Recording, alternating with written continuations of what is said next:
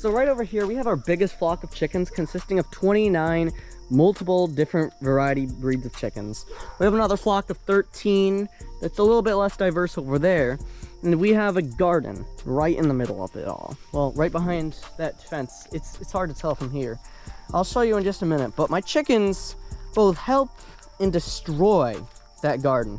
That garden combined with my corn patch up there is roughly 3/4 of an acre, a little bit under an acre, somewhere between 3/4 of an acre and an acre, but it's still a decent sized garden. However, the big garden down by the house is the one that the chickens obviously prey on, because those chickens are not going to be riding like an ATV up to the top of the field over there and destroying my corn patch, unless for whatever reason I just find one of my chickens randomly up there. So here is exactly how they both help but also destroy my garden. Strap in, because this is gonna be a wild ride. Be sure to click the like and subscribe so we can reach 4K by the end of the summer. Wow. So I'm gonna be down here to tell you exactly how my chickens actually help the garden. And the list isn't the longest, but at the end of the day, they do have some pretty decent ways to help out my garden. So here's exactly how they do it. So first of all, my chickens, we'll put them in the garden sometimes right around the beginning of springtime, like sometime between like March and April, right before we transplant them here, because we're here in growing zone 6B in southwestern New England. I don't know how else to say it. Northwestern Connecticut with southwestern New England at the same time. But at the end of the day, our growing zone isn't the highest, so we have a little bit of time to put our chickens into that garden and get them ready for a nice, get the garden prepped for a nice season.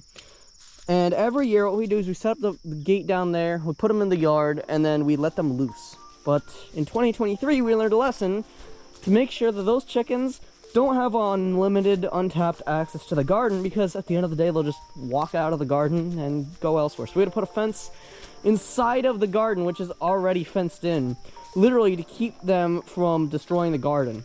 And this year, we just allowed them kind of just to free range into the garden, and eventually, we had to move them. So we moved them a bit closer there. We'll get into that in just a minute. But they will help fertilize your garden in the spring, which I think is really useful, because getting your fertilizer off to a great start is a great way to ensure that your garden is going to be growing. And they also, as you probably know, dig holes and pick away at the weeds and stuff like that, which is really useful if you're worried about your garden literally just blowing up with all these different types of weeds. Like I am sometimes paranoid that my garden's just gonna have a weed explosion one of these days, and like there's just gonna be so many different types of weeds that are just gonna explode in the garden. I don't want that to happen to my garden. So the chickens will actually help dig up some of those initial weeds that begin coming in around like early April through like early May. You know what type of weeds I'm talking about. Like they're like little flowers and they just pop up out of nowhere. The dandelions, all these different types of flowers. Not just those though. Those are just the least annoying here from my experience. However, there's way more annoying plants that pop up, and the chickens will help you get rid of them. And also, I think it's really cool to know that they'll also eat some of the bugs. However, if you're going to put them in the garden during the summer months, or if you have a fall garden, then yeah, it's not the greatest idea to give them untapped access to it. I wouldn't even give them any access to the garden, but sometimes they just can squeeze through those little holes in the fence, the garden, and they'll just get in there and they'll take anything and everything that they can, which is quite unfortunate. But at the end of the day, they're chickens. They do not know how to stop eating. Do you see this right here? It's the evening hours. It's about 8 o'clock. And they will not stop eating down here by this old car that we haven't driven, I think, since 2023. It needs some things replaced in it. So it's a great place for the chickens to both hide out and also just begin pecking at the grass that's forming over here. So let me show you the long list of reasons why I would not trust my chickens in my garden at all. Now here begins my long list of reasons why I would not trust my chickens in the garden at all. Now as you can see, this is the fence I was talking about them getting through. This panel right over here, this end panel right here, did not exist prior to this year. It was just chilling right over there in the corner because we just wanted an easy way to get into the garden. As of this year, there isn't really a good way to get into the garden, but it's getting there, I will say. However, as you probably know, my chickens will dig up anything in this garden. And I mean anything. Sadly, for whatever reason, they haven't gotten to these weeds yet, and at this point, they're really, really impossible to get rid of. I don't know why they began forming, but a good old hit with a weed whacker is just going to destroy everything in here. But at the end of the day, there's just a ton of weeds that are kind of out of the control of the garden. And the best we could really do about it is just knock them down and move on with our lives. The chickens should help you with that, but a lot of the times they don't eat the right things. And another thing to know is that not everything in the garden is even good for them. Like, they can't really just walk up to the eggplants and just start chewing on these leaves because these aren't good for them. Same thing goes for the tomatoes.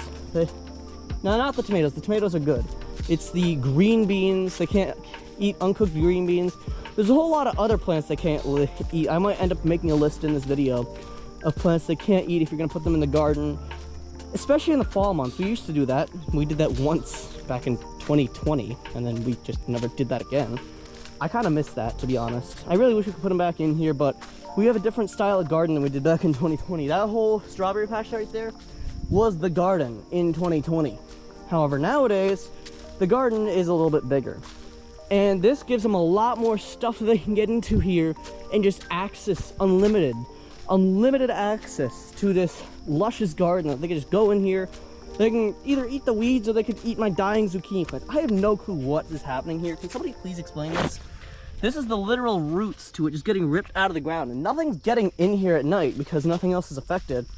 Just my poor zucchini plants. This has never happened before, to be honest. I've never seen anything like this. Can somebody point that out, by the way?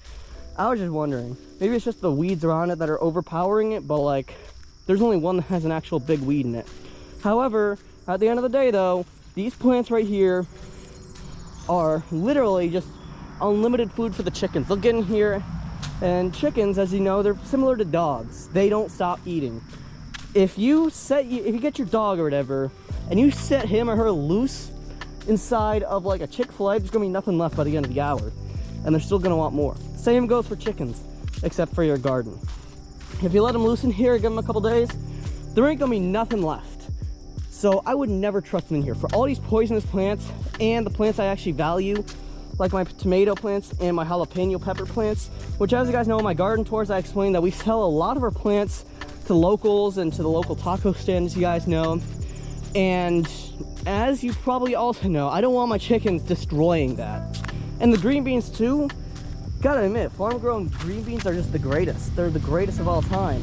However, the chickens will get in here and just destroy it all right then while you're not in the garden. And if you have a lot of chickens, they're all gonna follow one chicken in here. Chickens have like a weird thing where like they follow the group. Like if one chicken goes in there, then the rest are gonna follow eventually. Especially if there's a rooster. He wants to know what the hens are up to 24/7, especially if his name is Falcon. And he lives in that chicken coop right there. If he isn't, then maybe he won't, but there's also a chance he will. My garden has a lot of stuff in it, and I don't want any of my chickens to get to any of this stuff. There's literally barely any justifications for allowing them in your garden during the duration of the actual season. But in between seasons, I would gladly put these, I would gladly allow my chickens in here. And in my opinion, I honestly would probably just like let them in here in the spring and in the fall to like get the remaining plants, or to like help fertilize the ground, get it all ready and get the soil ready for the spring or the fall. If I was in the south, I'd be able to do the fall garden, but as you guys probably know, I don't live in the south. I live in the north. We used to get snow in the winters. We don't anymore because of the good old weather patterns, which decided to turn on us since 2013. We haven't gotten any good 3-foot snowstorms. I'm still waiting, by the way. And eventually we're just gonna be able to grow a fall garden in the garden when like January is gonna be like 72 degrees, but I don't care. There'll be more time for the garden and less time for the chickens to be able to destroy it. But also the longer you actually watch this video, by the way, the more views it can get, so that's pretty cool. And you wanna know something very interesting? I have a video on the screen right now, actually 2 playlists. A playlist for chickens and a playlist for gardens, because I know there's 2 different types of people that are watching this video, and I make content for both of those types of people. So click that like and subscribe bell if you haven't already. Bell button. I cannot talk, but click one of those playlists on the screen. Trust me, there's something that all of you can at least enjoy in both of them. I'll see you on there.